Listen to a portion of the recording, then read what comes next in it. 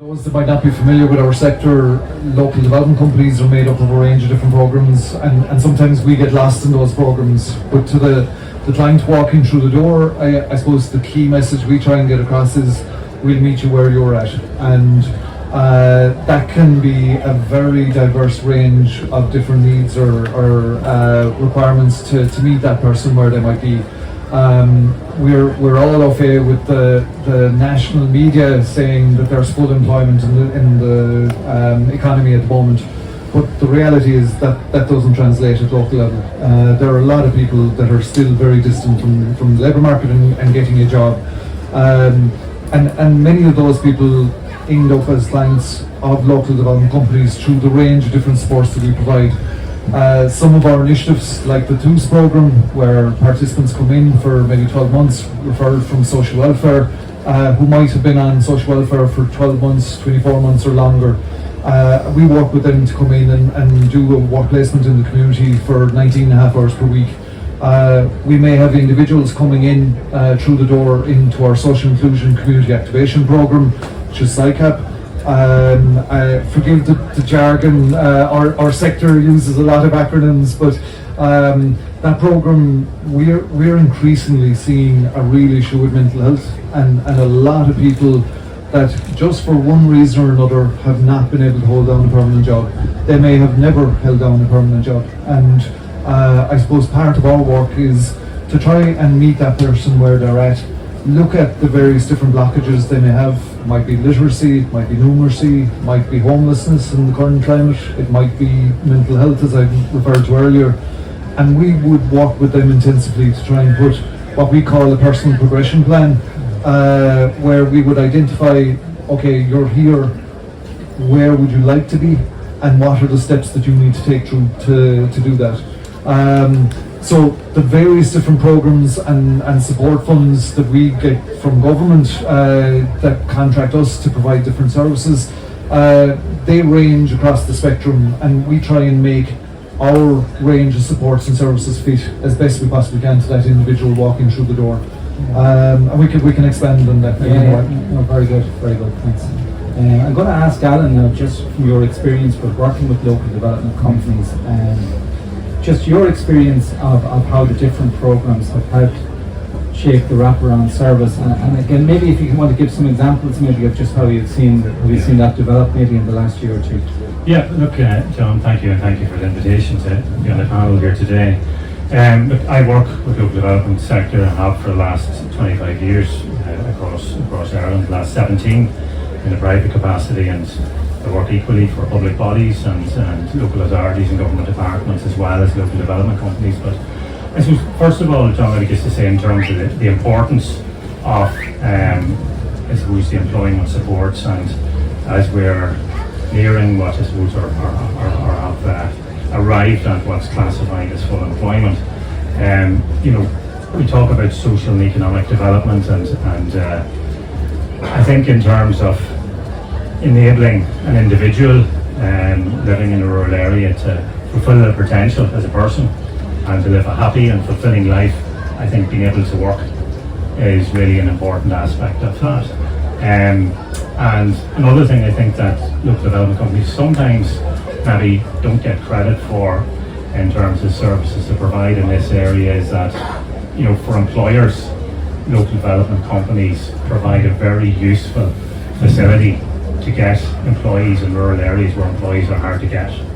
Particularly, I suppose, young people, we find there's an attraction in terms of the lifestyle and the services that are in the big city or larger towns, and retaining young people for even higher paid jobs that are now rising in rural areas can sometimes be a challenge as well.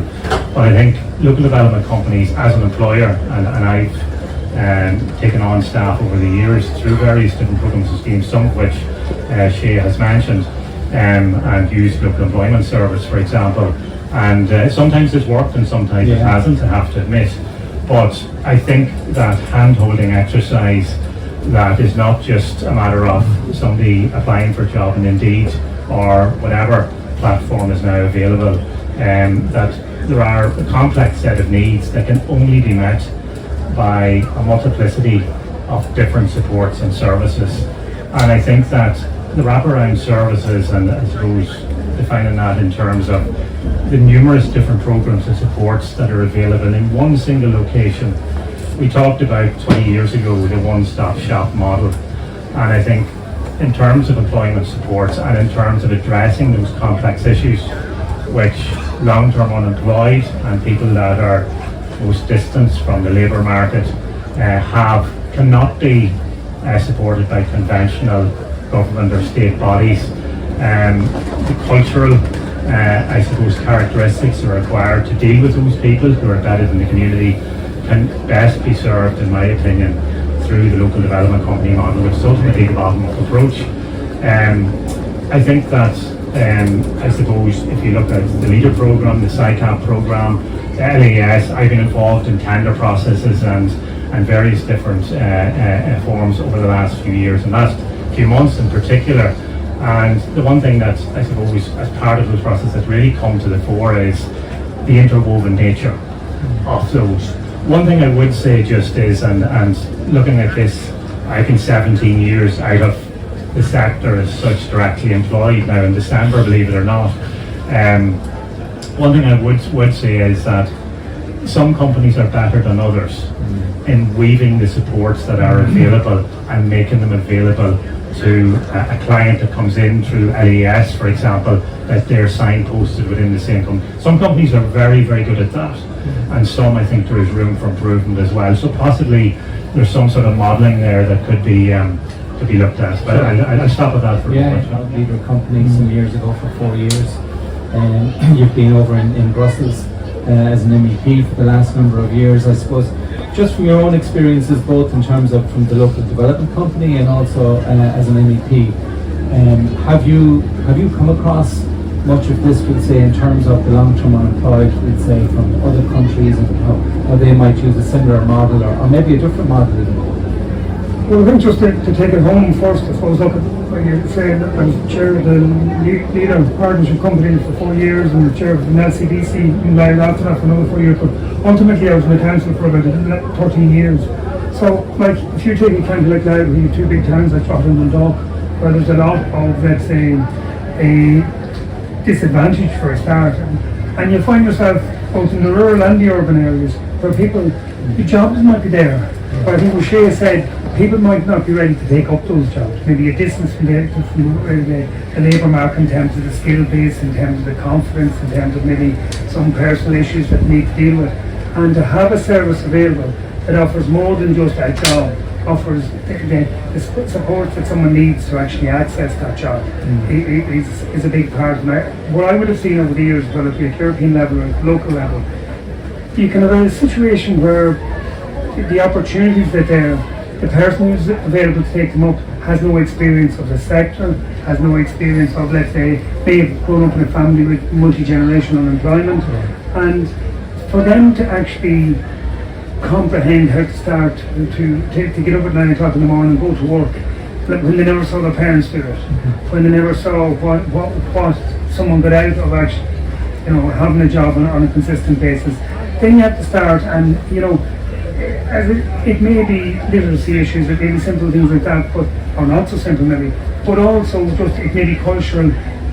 One of the big areas I think that affects a lot, and you see it across Europe particularly, is an immigrant population coming into an area, and how you integrate them into the local community. And to be fair to the like of the supports and the range of supports, it can be very important in terms of having those people fulfil the role that's available. Like, I think the problem we have in Ireland is, like, no matter what industry you talk to, what sector you're talking to, they have any amount of vacancies.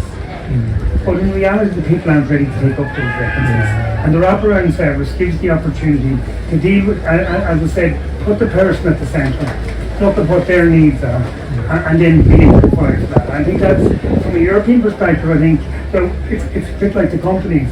There are countries that do this quite well, and there are countries that maybe wouldn't do it. I think the Scandinavian countries, in fairness, would be quite strong in some of these areas.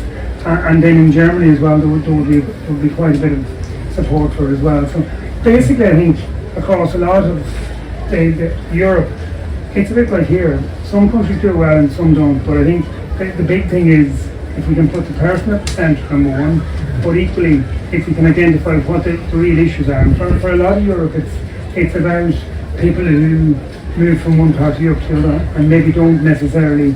It's culturally different and they don't know where to start essentially. Yeah, no, very good, thanks. Well, talk to you, Shane, next, just in terms of what are the main barriers at the moment for the long-term unemployed? And I suppose, how do we overcome them? I mean, what are the big ones, I suppose, really, for our sector? Yeah, I suppose I come at that from two different angles. One, I think sometimes the system doesn't lend itself to individuals being progressed that easily, and that there can be a lot of institutional barriers, and by that I mean sometimes social welfare can be an attractive enough proposition, but yet when you actually dig into it with an individual, nobody wants to be in social welfare. They want to live independent lives, free of the state and self-determine their own direction. But sometimes it's not easy to break out of that. But certainly, as I've mentioned earlier, I think at local level, and certainly since COVID, we have seen significant issues arising around the whole mental health space, and there is a dearth of services suitably being provided to meet people where they're at. And some of that can be at a very basic level that's easily enough overcome, but for others it can be more challenging, and there are other services outside of what local development companies can do. But in that instance, we're ideally placed to actually point people in the right direction and make sure that they get the service they require. Christmas this year, and it was down to personal hygiene, and nobody had ever actually sat down with him and said it never worked, never coming from a family household that had never worked, and you just take them through the steps of what's involved. You have to be there on time. There was a training program organised inside the city for the construction industry, and it was starting at 8 o'clock. And the whole challenge was trying to convince clients, of which there were oodles of jobs available for that sector, but nobody was prepared to go in at 8 o'clock. And yet, if they want a job in that sector, they have to be on site at 8 o'clock, ready to rock and roll. And it's trying to take the time to get that across. That's the barriers to accessing employment, and I suppose a few that personally I find very frustrating to see is, number one, is the skills mismatch, in that, you know, there are employers, and we work with a lot of companies in terms of expansions and job creation and building facilities, and they are crying out for employees and they can't get them, they can't source them, or they can't source suitable employees that are economically viable for them to employ and to keep and retain on an ongoing basis. There's a big cohort of a population now that is with us, and that's the migrant community. And there are two big barriers there that I know local development companies are addressing head on, but I think there needs to be more resources put into it, because I think for the taxpayer and for Ireland, it would be money very well spent, and that is in relation to the language barrier, in relation to the cultural barriers, and also in relation to transport. They're the three big ones. We were involved in migrant integration strategies in about six counties, and all of them, I could almost have photocopied the key findings in terms of employment. Those were the same in every single area, whether it was inner city, in Dublin or elsewhere. There's culture, and I think, Shay, you touched on it a moment ago, I think the concentration and the focus should not exclusively, and quite rightly it isn't in the new LAS programme, you know, not exclusively in relation to the person and the personal plan. Also employers need to be educated, but as an employer and who's someone that's been in business and employs staff, I think there needs to be an incentive for employers to actually, because some employers are not going to do this out of the goodness of their heart, and there are concerns about, you know, bringing people in from a different persuasion or a different culture. One final thing I'd say as well, John, just again, I think you know, would resonate with many of you that are working in this sector, and that is, you know, the long-term unemployed, intergenerational unemployment, breaking that culture and that cycle within families, within housing estates, within areas. It's extremely difficult to deal with, and you have targets, you have conversion rates in terms of percentages, you have to get into employment in order for you to get paid. You don't get paid your contract amounts without. So, like, realistically, those most challenging and most difficult take a lot of work, a lot of investment, and a lot of time. And I think that possibly there is a gap there.